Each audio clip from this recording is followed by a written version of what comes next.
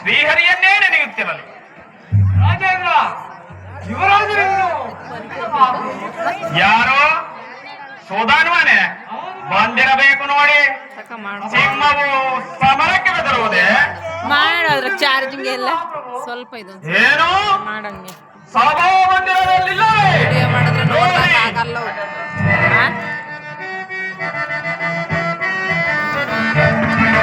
ಬರುವುದು ಬೇಗ ತಡೆಯದೆ ಈಗ ಸುರುಳತನದ ಸೋದನ್ವನೇನು. ಬರುವುದು ಬೇಗ ತಡೆಯದೆ ಈಗ ಸುರುಳತನದ ಸೋದನ್ವನೇನು. ದೊರೆತವನ ತಗಿದ ಪಾತಕಿಯ ದೊರೆತದಿ ದಂಡಿಪ ದಾನವನು. ದೊರೆತವನ ತಗಿದ ಪಾತಕಿಯ ದೊರೆತದಿ ದಂಡಿಪ ದಾನವನು. ಬರುವುದು ಬೇಗ ತಡೆಯದೆ ಈಗ ಸುರುಳತನದ ಸೋದನ್ವನೇನು. ನಿಜಕುಲ ಧರ್ಮವ ತ್ಯಜಿಸಿದನವನು ರಾಜನಾಟಕ್ಕೆ ಕೊಂದು ತಂದನ. ನಿಜಕುಲ ಧರ್ಮವ ತ್ಯಜಿಸಿದನವನು ರಾಜನಾಟಕ್ಕೆ ಕೊಂದು ತಂದನು. ಬೇಗನೆ ಈಗ ಗಾದೆ ಸತ್ತಲೆ, ಬೇಗನೆ ಈಗ ಗಾದೆ ಸತ್ತಲೆ ಚಿತ್ರದಾರಿಯ ತೆಗೆದುವೆ. ಬೇಗನೆ ಈಗ ಗಾದೆ ಸತ್ತಲೆ ಚಿತ್ರದಾರಿಯ ತೆಗೆದುವೆ. ಬರುವುದು ಬೇಗ ತಡೆಯದೆ ಈಗ ಸುರುಳತನದ ಸೋದನ್ವನು ನೀನು. ಸುರುಳತನದ ಸೋದನ್ವನು ನೀನು. ಸುರುಳತನದ ಸೋದನ್ವನು ನೀನು.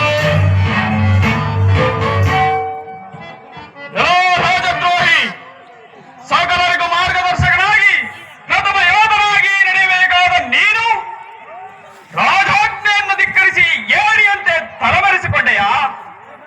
ರಾಜ ಬಿಡಲೇ, ಆ ಜಾಜ್ಞೆ ನೆರವೇರಲಿ.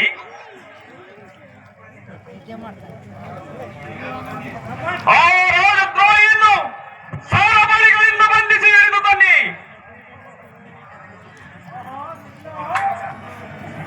ಅವಳೇ ಮಹಾಪ್ರಭು. ಕುಮಾರ, ರಣವಿಕ್ರಮನಾದ ನೀನು ಏತಕ್ಕೆ ಅಪರಾಧ ಮಾಡಿ ಶಿಕ್ಷೆಗೆ ಗುರಿಯಾದೆ? ಸುಗುಣ ಸ್ವರೂಪನಾದ ನೀನು ನನ್ನ ಆಜ್ಞೆಯನ್ನು ಏಕೆ ಉಲ್ಲಂಘಿಸಿದೆ? ಮಗನೇ, ನೀನು ಕ್ಷತ್ರಿಯ ಕುಲಕಳಂಕನಾದೆಯಲ್ಲ. ನಿದ್ದೆ ಮಾಡ್ತಿತ್ತು. ರಾಜಕುಮಾರನಾಗಿಯೂ ರಾಜಾಜ್ಞೆ ಮೀರಿದೆಯಲ್ಲ. ಅಯ್ಯೋ ವಿಧಿಯೇ, ಹೆತ್ತ ಮಗನನ್ನು ಸುಡುವ ಎಣ್ಣೆಯೊಳಗೆ ಮುಳುಗಿಸುವಂತ ಕರ್ತವ್ಯವನ್ನು ನೇಮಿಸಿದೆಯಾ? ಶ್ರೀಹರಿ, ಈ ಧರ್ಮ ಸಂಕಟದಿಂದ ನನ್ನನ್ನು ಪಾರು ಮಾಡು.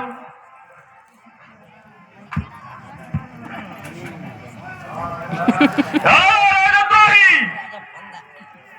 ನಿನ್ನ ದುರ್ವರ್ತನೆಗಾಗಿ ರಾಜಾಜ್ಞೆಯನ್ನು ಧಿಕ್ಕರಿಸಿ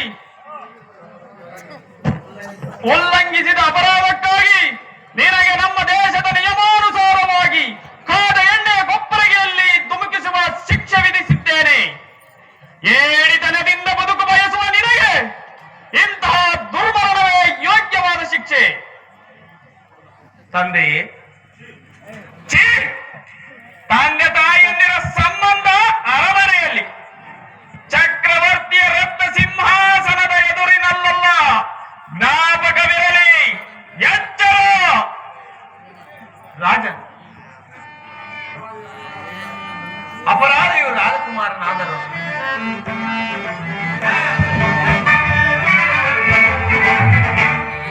ಚಾಕು ಬಿಡು ಬಿಡು ಏಕೆ ವಾಚಿಪತಿ? ಚಾಕು ಬಿಡು ಬಿಡು ಏಕೆ ವಾಚಿಪತಿ? ತೋಚಿದ ದರದೊಳ್ಳಾಚಿಕೆ ಇಲ್ಲದೆ, ತೋಚಿದ ದರದೊಳ್ಳಾಚಿಕೆ ಇಲ್ಲದೆ ಏಕೆ ವಾಚಿಪತಿ?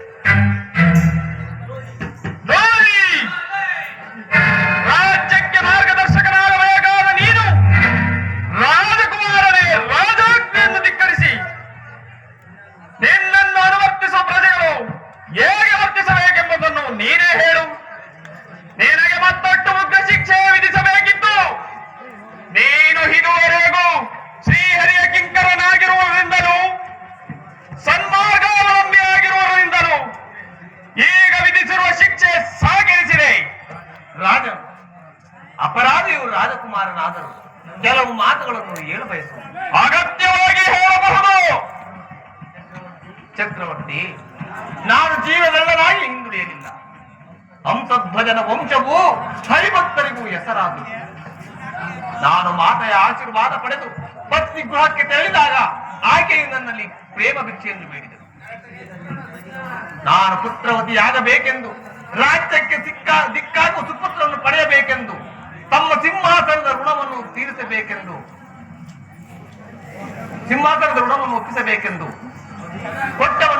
ಕೊಟ್ಟ ವಚನವನ್ನು ಪಾಲಿಸುವುದಕ್ಕಾಗಿ, ರಾಜ್ಯದ ಹೇಳಿಗಾಗಿ ಕಾಲಹರಣ ಮಾಡಬೇಕಾಯ್ತಲ್ಲದೆ ನಾನು ಜೀವಗಳನ್ನಾಗಿ ಉಳಿಯಲಿಲ್ಲ. ರಾಜಪುತ್ರ, ತಂದೆಯಾದ ನಾನು ಈ ಅಪರಾಧವನ್ನು ಕ್ಷಮಿಸಲಾಗುವುದೇ? ಅದು ನಾನು ರಾಜನಾಗಿ ಅದು ಸಾಧ್ಯವಿಲ್ಲ. ಶ್ರೀಹರಿಯ ದರ್ಶನ ಸುಮುಹೂರ್ತದಲ್ಲಿ ಇತರ ಧರ್ಮಗಳು ಕಸಕ್ಕಿಂತ ಕಡೆ. ಹರಿಶ್ಚಂದ್ರ ದಶರಥ ಚಿತ್ರಾಂಗದಾಗಿ ಕ್ಷತ್ರಿಯರ ಮಾರ್ಗಾವಲಂಬಿಯಾದ ನಾನು ಪುತ್ರನಿಗಾಗಲಿ, ಕೈನಿ ಹಿಡಿದ ಪತ್ನಿಗಾಗಲಿ, ಸ್ವಧಾಂ ಶ್ರೀಹರಿಗಾಗಲಿ ಧರ್ಮಭ್ರಷ್ಟನಾಗಲಾರೆ.